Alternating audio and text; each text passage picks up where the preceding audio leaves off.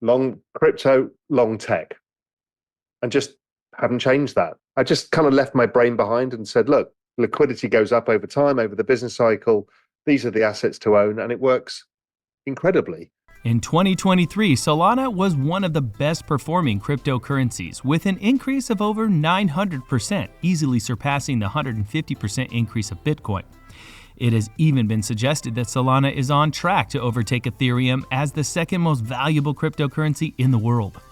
But the narrative has changed this year. Solana is still up 80% so far this year, but there are serious questions about its current valuation. Given the current market conditions, the quest to become a Solana SOL millionaire requires a meticulous strategy and a timely start. In current market conditions, taking advantage of the opportunity to buy Solana today promises substantial profits. In today's video, we will tell you Raoul Pal's view on Solana, as he says we have the last chance to make millions with Solana. But before we get into the video, make sure you subscribe to our channel and press that bell icon to never miss an update. Lots of people have thought about it, and more or less everyone agrees on the issues themselves.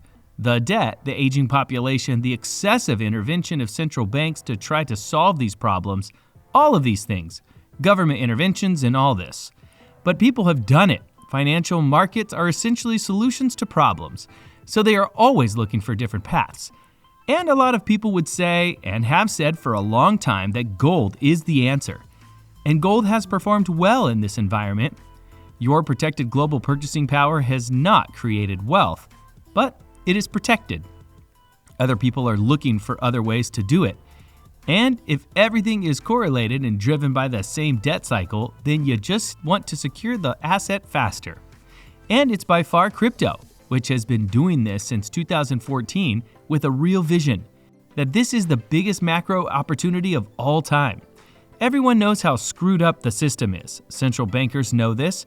Everyone knows it and knows what they are doing.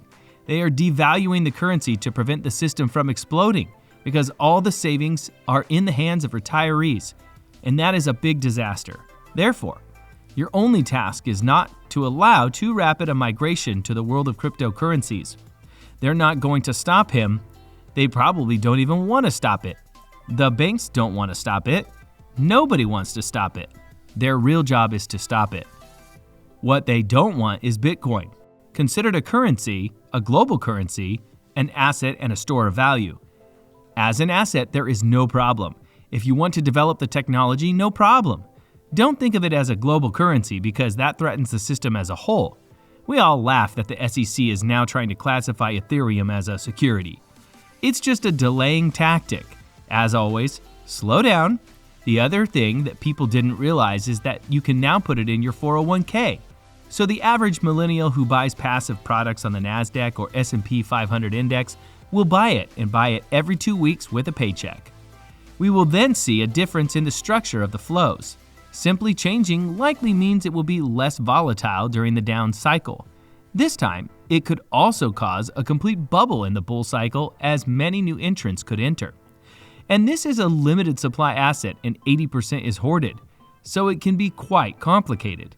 Many purists don't like it because it's an ETF and not people opening wallets and self-custody. Before you know it, they understand why they are buying it and enter the world of cryptocurrencies. You will see who the big ETF holders are, and he hinted that you will be surprised to know who is on the list. Baby boomers have active funds. This is the way of investing in the past. Their children have responsibilities, and we have seen a change where liabilities are now more important than assets. Active portfolios underperform over the long term because baby boomers are relentlessly selling as they free up capital from their retirement assets. And millennials are offsetting flows because what we're going to see is that it's also offsetting flows into this new asset class. Amidst all of this, you are gaining strength in this new asset class. Remember, there are 86 million millennials in the United States alone. It is actually older than the baby boom cohort. They just don't have a lot of money. But in an older asset class, the scale of flows remains enormous. And then they just gave the baby boomers a chance with the ETF. There's a lot going on. Demographics are everything. Almost everything we do in the markets is determined by demographics. We're just trying to complicate everything. Long crypto tech, and I just haven't changed that, and it was good. Liquidity increases over time, throughout the economic cycle. These are the assets to have, and it works wonderfully. We have this mega trend. Everyone thinks too much about it, worries too much, trades it on the short term. Meanwhile, it is imprinting generational wealth, not only in crypto, but also in technology. So don't think about it too much. Tomorrow will be more digital than today. So this is the secular trend and the economic cycle. And the other thing is that the seasonality of election years essentially only increases with a significant change at some point during the summer. There isn't even an AI company to market with. We negotiate. We can trade Microsoft.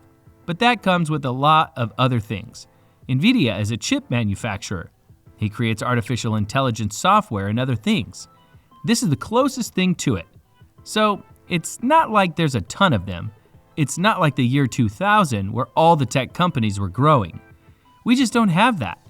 And they did incredibly well and continue to do well because there was a panic buying of computers. But what's really interesting is that Elon Musk previously said that there was a panic buying of computers.